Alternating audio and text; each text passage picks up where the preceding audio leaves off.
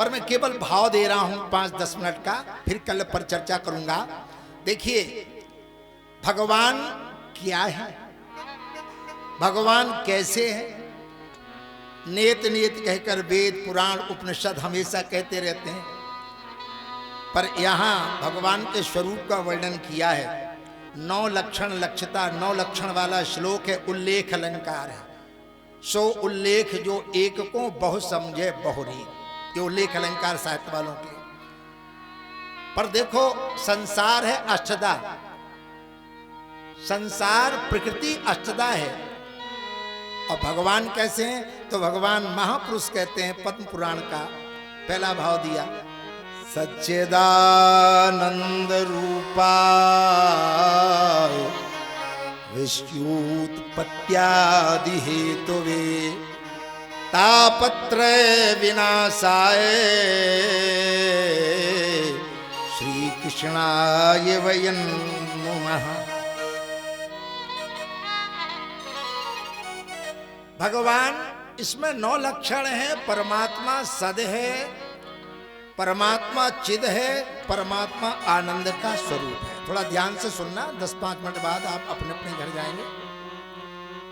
परमात्मा संसार की उत्पत्ति करता है, पालन करता है और प्रलय करता है। 6 होगा ना।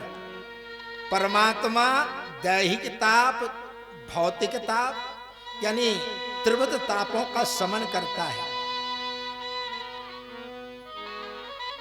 उस परमात्मा का जो स्वरूप है वो सदैव सौम्य मग्रमासी तत्सद।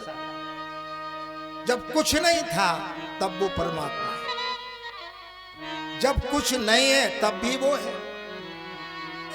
जैसे किसी ने कहा अंधेरे में कुछ दिखाई नहीं देता, तो एक संत ने कहा बात तो सत्य है पर झूठ भी हो सकता है।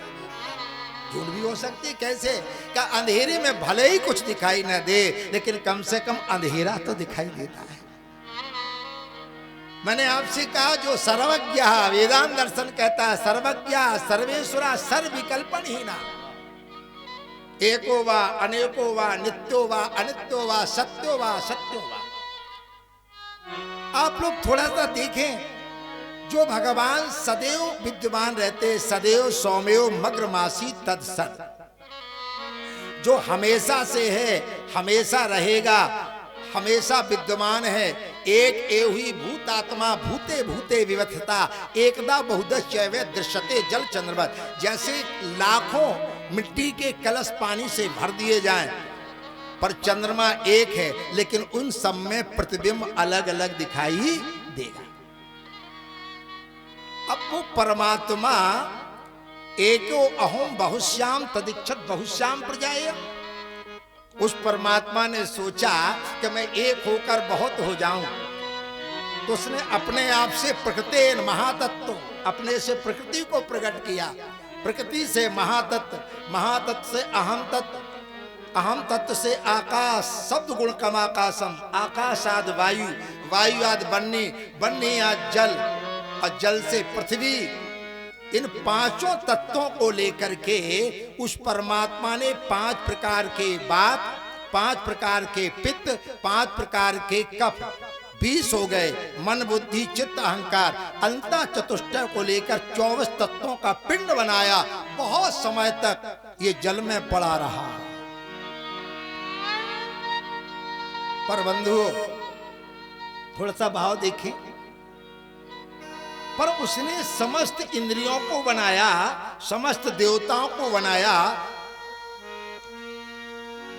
आंखों का देवता सूर्य को बनाया, मन का देवता चंद्रमा को बनाया, नासिका का देवता अश्विनी कुमारों को, सबको बना के तैयार किया, पर ये विराट पुरुष नहीं उठा।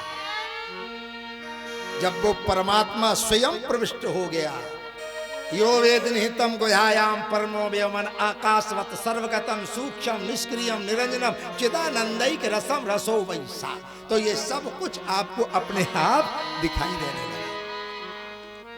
यदिष्ठानम चैतन्यम जीवलोकस्य प्रभा, जितने भी प्राणी हैं सब में वही परमात्मा बैठा है। वृक्षों में हरापन, आकाश में नीलापन, बिजली में चमक, पानी में शीतलता, ये जो भी आपको दिखाई दे रहा उसी परमात्मा के सद की सत्ता चेतन रूप में दिखाई दे रही है। और जब तक वो चेतन है तब तक सर्वे जीवा आनंदती, हम सब आनंद को प्राप्त हो रहे हैं।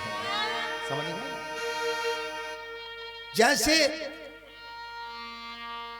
संसार का है नाम और रूप, एतत् त्रयो ब्रह्म रूपम जगत रूपम ततोदयम। संसार का है नाम और रूप, पर परमात्मा सदचित आनंद। जैसे आप किसी वृक्ष को देखें ना, थोड़ा सा देख लें, वृक्ष हम आपको दिखाई दे रहा है, नाम क्या है? आम। महाराज जी, नाम क्या है? आम। संसार का नाम रूप है केवल, बस नाम क्या है? आम। उसमें सद है, अस्थि भातृ, सद भी है, चित भी है, आनंद है, क्योंकि उसमें हरापन है। रूप हमें दिखाई दे रहा है, ठीक है ना, सबका प्रिय है, सबका स्नेही है, सब चाहते हैं। ये तीन तत्व सच्चित आनंद इसमें है। नाम है आम, रूप आपको दिखाई दे रहा, पर आम को आप काट दीजिए तो आम का नाम मिट जाएगा। मिट जाएगा कि नहीं? और रूप मिट जाएगा। पर लकड़ी है, सबकी प्रिय है, सबके लिए, लकड़ी को जला दो कोयला बन जाएगा, नाम रूप मिट जाएगा। ऐसे ही उस परमात्मा के द्वारा ये संसार संचालित है। समस्त प्राणियों के हृदय में वही बैठा है, ऐसा समझ करके भगवान कहते हैं, एक ही बात समझा रहे हैं, वही परमात्मा हम आपके अंदर है, जो संसार की उत्पत्ति करता है, पालन और प्रलय करता है। जैसे मकड़ी जाला फैलाती है और अपने आप में फिर समेट लेती है, फैलाती है फिर समेट लेती है, ऐसे ही वो परमात्मा संसार में अपने आप से ही खेल रहा है, अपने आप को ही प्रकट कर रहा है। सब जीव प्राणी जितने हैं सब वही हैं। आप कामस का स्पृहा प्रश्नता, आप काम में पूर्ण काम में इच्छा कैसी, ये तो भगवान का विनोदी स्वभाव है। जैसे बच्चा धूली में खिलौना बनाता है और फिर मैट देता है, उसका ना बनाने में कोई प्रयोजन है और ना कोई मैटने में प्रयोजन है। आप जरा देखें, और जिसकी कृपा से स्मरण मात्र से दैहिक दैविक भौतिक तीनों ताप समाप्त हो जाते हैं, उन भगवान श्री कृष्ण को हम सब प्रणाम करते हैं। उन्हीं का ये श्रीमद् भागवत वाङ्मय स्वरूप है। 88,000 ऋषि महर्षियों ने भगवान सूत जी से ये मंगलमय भाव श्री नैमिषारण्य क्षेत्र में आनंद पूर्वक श्रवण किया। और जो खड अध्यायी आपको सुनाई जाती है, इसका भी भाव है। जैसे हम श्री बद्रीनाथ धाम जाते हैं तो हमें बताया जाता है सावधानी से चलना, ऊंची नीची घाटियां हैं और एक गाइड दी जाती है, बर्फीला क्षेत्र है, अनजान हैं आप, इसलिए सावधानी से चलना। ऐसी श्रीमद् भागवत कथा श्रवण करने से पहले इसका मंगलमय महत्व बताया गया है। अपने आप को सावधानतया सुन, सावधानी से सुने ये मंगलमय भाव, ये मंगलमय कथा। कौन? भगवान सुखदेव जी के द्वारा। यम प्रव्रजन्तु मनोपेत मपेत कृत्यम द्वैपायनो विरह कातरया जुहा पुत्रेति तन्मयतया तरवोभिनेदु तम सर्वभूत हृदयं मुनिमानतोषि। जिनका उपनयन संस्कार नहीं हुआ, पृथ्वी पर आते ही पिता बुलाते रहे, बेटा लौट आओ, बेटा लौट आओ, पर सुखदेव जी तो तन्मय हो चुके थे। क्षीरे क्षीरम सल्ले सल्लम समीर्णे वायु, जैसे दूध में दूध डाल दो पता नहीं चलेगा, वायु में वायु पता नहीं चलेगा, जल में जल, ऐसे सुखदेव जी भगवान तन्मय हो गए हैं। आज पिता बुला रहे हैं तो वृक्षों ने उत्तर दिया, पिताजी लौट जाओ, यहाँ कोई किसी का नहीं है, तो मन के नाते हैं। आज आप बताओ, भगवान व्यास जी जिन्होंने प्रभु का दर्शन किया, जिन्होंने भगवान का स्मरण किया, भगवान के प्राप्त करने के लिए तप किया, स्वयं भगवान के स्वरूप हैं। माताओं बंधुओं, वो भी इस संसार में आकर के ममत्व भाव से बेटा लौटाओ बेटा लौटाओ। पर मैंने आपसे कहा ना, यहां कोई किसी का नहीं है, ये सब देह धरे के नाते हैं। तो बंधु,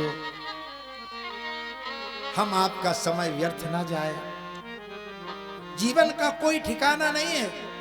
प्यारा पुत्र, उच्च अट्टालिकाएं, सोने का महल, सुंदर चंद्रमुखी स्त्रियां, उद्यान, बगीचे, बाग, सरोवर, बड़े बड़े पर्वत इस समय के चक्र में ऐसे समाप्त हो गए जिनका कोई नाम लेने वाला नहीं रहा।